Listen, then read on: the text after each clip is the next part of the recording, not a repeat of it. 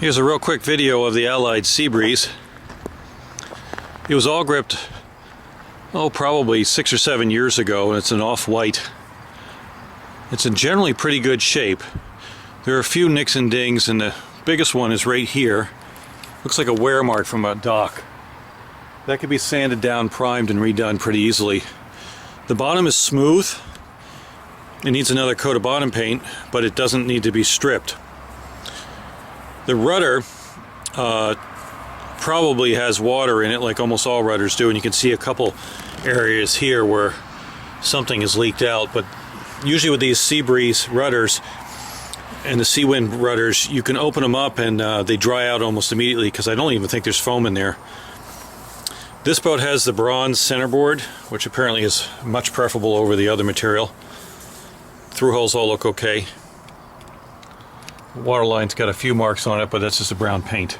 That could be hand done. The boat has a rub rail here, as soon as it focuses, with a stainless steel guard.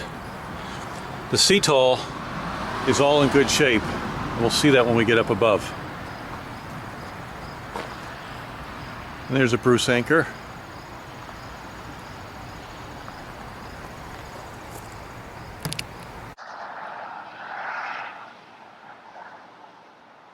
The boat was stored inside for quite a while in a Quonset hut that was made out of plastic specifically for the boat. And last year I think it had its own cover. You can see there's fairly recent winches. The aft winches are not original. On the back part of the boat there's a propane box, there's a MOM module, man overboard module, a boarding ladder, the Harkin unit Type 1, that's probably about 20 years old, but they're in good shape. They're decent units. The mast has also been replaced at some point in time.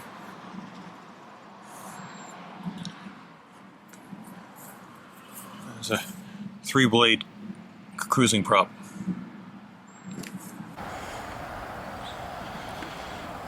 The Seabreeze has wide decks. The standing rigging is on the outside. You could easily walk underneath of them. This boat has handholds everywhere. And if you look at the ports, they're powder coated bronze. They're clear, so they are the bronze, but they're not going to turn green because they're powder coated.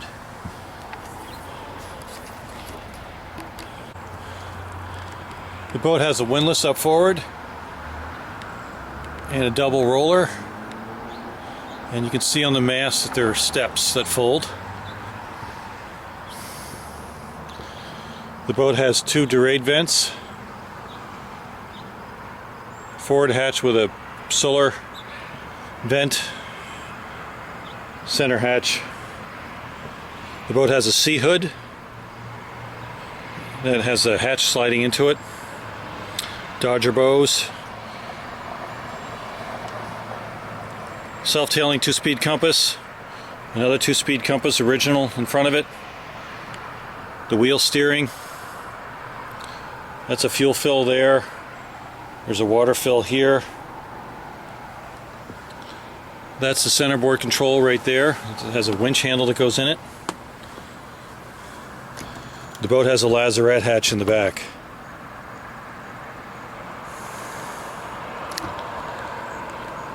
The boat has dry decks. We've taken a moisture meter to it, and he's done a lot of repairs over the decks over time.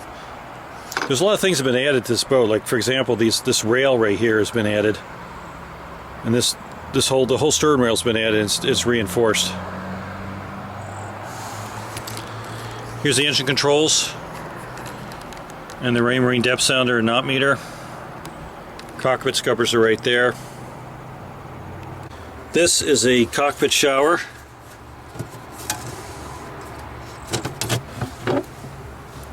Hot and cold pressure water.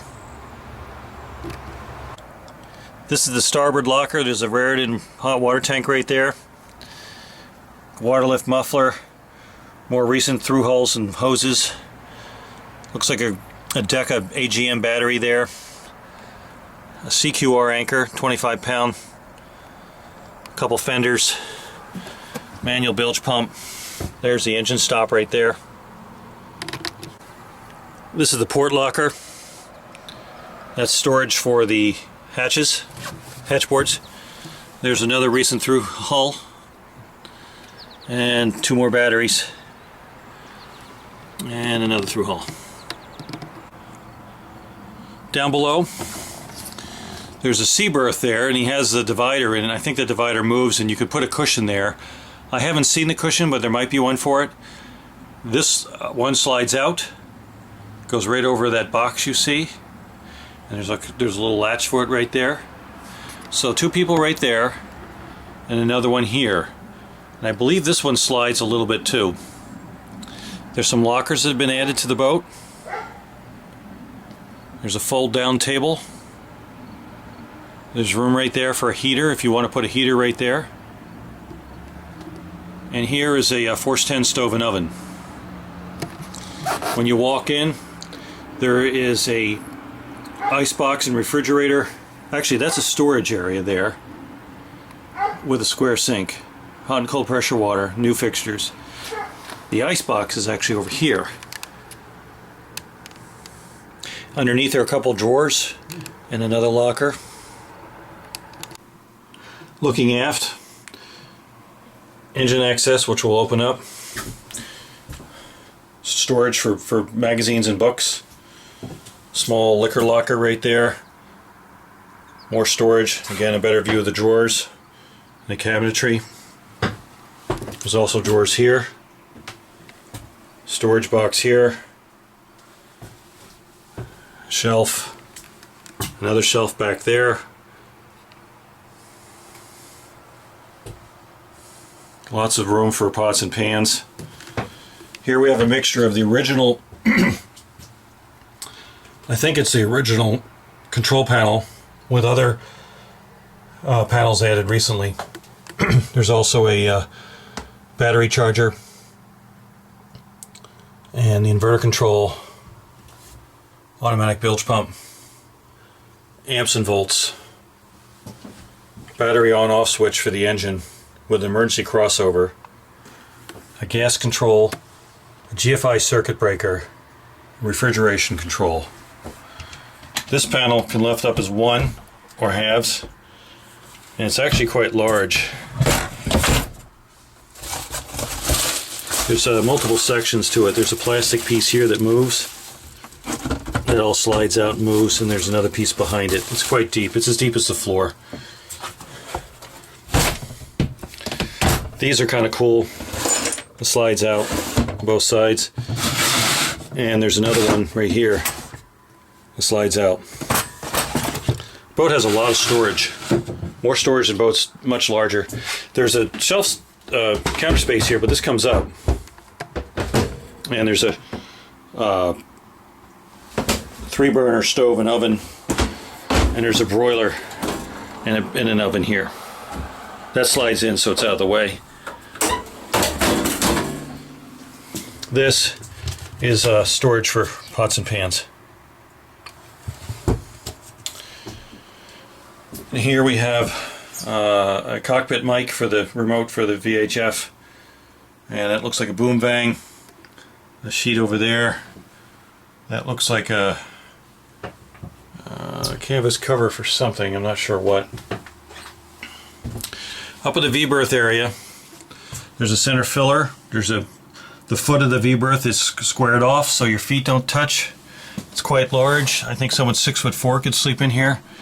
Chain locker up forward with access underneath. A shelf. You can see the little fan is working here. Opening ports. And they're powder coated on the inside on the flanges. There's storage underneath in drawers. And there's a big hanging locker right here with a small shelf above it.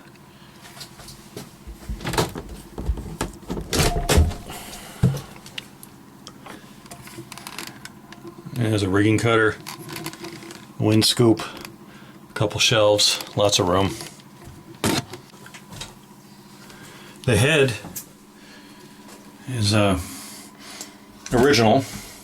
There is a, I think there was a shower attached right here at one point, and you can put it back again. I think they're using the cockpit shower.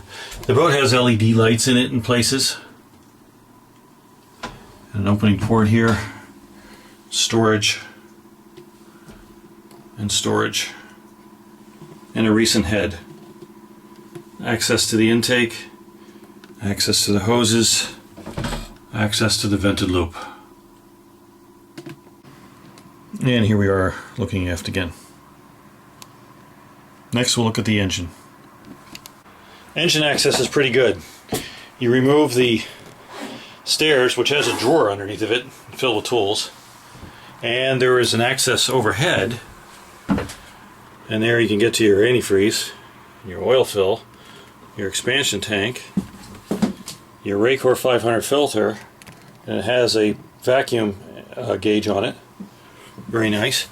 This is a Yanmar, I think it's a 3-cylinder. I'll look at that in a second. Anyway, that's a Balmar alternator. It has easy access belts. On the back of this is the the raw water pump with a fairly recent hose, 2012 manufacturer. So it's a 3HM M35F, 30 horsepower. And it has Yanmar filters on it, which is great. And a fairly recent Grocco strainer, which is a little bit bigger than original. And your through holes are right there. The engine mounts are not original, they've been added, which is great. Engine mounts look good. Standard issue mounts. There's your oil dipstick. There's your secondary fuel filter, in addition to the primary one here. And you have a sink drain, and you have the parts of plumbing for your pressure water system. So things are easy to get to on the engine. And if you ever had to take it out, it would come right out through this hole and go right out through that hatch. And then you could rebuild it and use the same mounts and the same supports to put it back in. On the cabin sole, we have a grate we can pull out, a little screen on it. It's a decently clean bilge. There's the trunk for the centerboard, and there's your pin with that's to scoop out any extra water in the little sump there. Down here are a couple drawers. The boat again has a crazy amount of storage in it.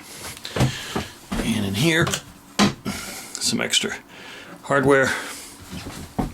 And you have 2 more engine access areas here that will lift up, getting to the top of a tank. You have drawers here and here and there and underneath the stove. For lights in the boat, we have these LEDs. You could actually get one that has a shade on it if you want. These are the original fixtures, but you can get to that. But these are very efficient.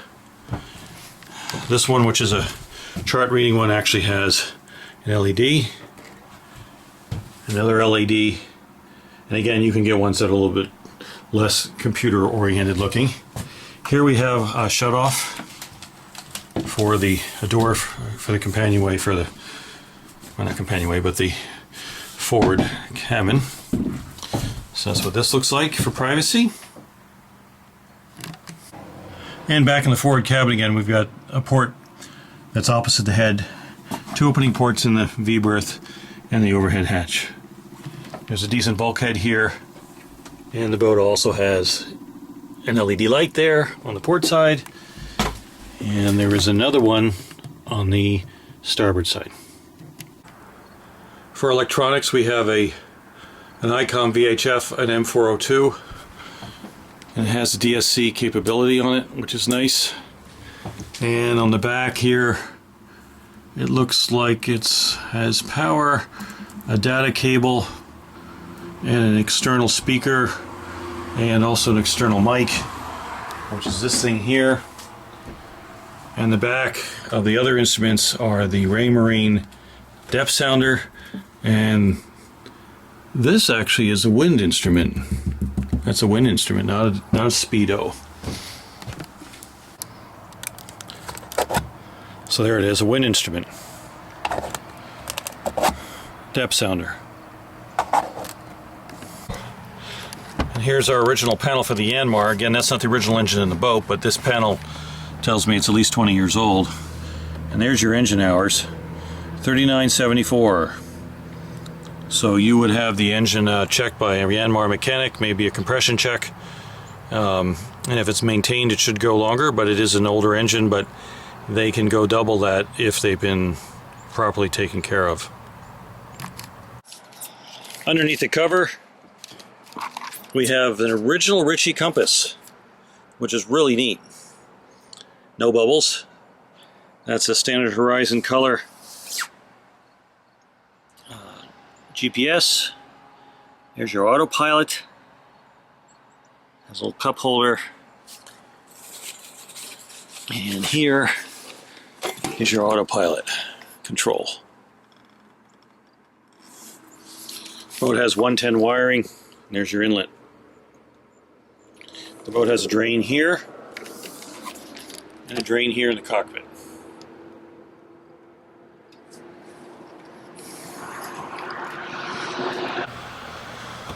There is a lazarette right behind the Traveler, which again is something more recent. And here's quite a bit of storage room back here. Mechanical spares, flares, etc. You can see that a lot of the inside of the hull's been painted at one point in time. Here behind the wheel is where your tiller would attach. There's actually the original tiller head here, so you could put an emergency tiller on there, and I believe the emergency tiller is in this locker over here. This is the propane locker. There are two aluminum, I believe they're 10-pound, with the newer valves. Looks like it's holding some pressure even though it's off, which is good. Solenoid in there. The